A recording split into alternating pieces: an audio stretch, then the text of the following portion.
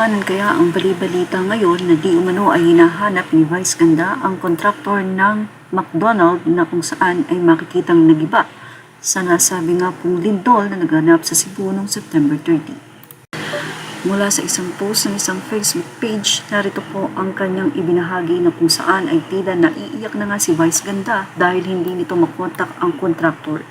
Vice Ganda umiiyak dahil hindi niya makontak ang kontraktor na kung saan ay tila gumawa sa nasabi nga pong McDonald nito na nakalocate sa Cebu. Wala pang kumpirmasyon kung kay Vice Ganda nga ang nasabing McDonald na iyon na halos lahat ng nasabing building ay gumuho. Well, dahil ngayon nga ay viral ang mga kontraktor na kung saan ay substandard ang paggawa ng mga building dahil na nga rin sa flood control project ay tila nais malaman ni Vice Ganda kung maayos nga ba at nasa standard ang pagkakagawa ng nasabi nga pong McDonald. Hindi pa naman din kumpirmado kung ito nga ba ay tunay na kay Vice, pero mula nga sa post ng nasabing Facebook page na Celebrity Update, narito naman ang naging komento ng mga netizen. Say ng isang post na si LG Motovlog, huwag niyong sisihin ng kontraktor, hindi naman siguro kasangkot sa flood control project yan. Kapag act of nature ang kumilos tulad ng bagyo, lindol, pagbaha, landslide, lahat yan nakakatakdang mangyari dahil na rin sa pang-aabuso ng sangkatauhan sa mundo. Nilikha ng Diyos ang lahat ng tao, hayop, langit, lupa at nakapaloob nito ang mga bagay sa mundo para sa tao.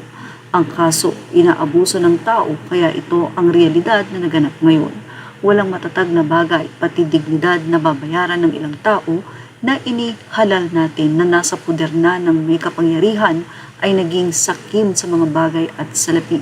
Kaya galit ang dakilang lumikha. Ito na ang nakatakda, hindi na mababago kailanman hanggang mukasan na ng Panginoon ang mga tao at mundong ginagalawan nito. Mula naman sa isa pang netizen, narito ang kanyang naging opinyon. Aniya, tatanungin naman hindi sisisihin. Hindi ako engineer pero sa pagkakaalam ko, may structural o standards kapag mapatunayan na hindi sumunod sa standard kung sino mang engineer at kontraktor ay makakasuhan at makulong. Kung nasa standard tapos nagiba, walang pananagutan, walang matibay na gusali kung sa nature ang magwala. Sa ngayon ay wala pa namang pahayag si Vice Ganda hinggil sa update na ito ng isang post. At yan ang ating showbiz na update. Thank you for watching. Images are all credit to the rightful owners.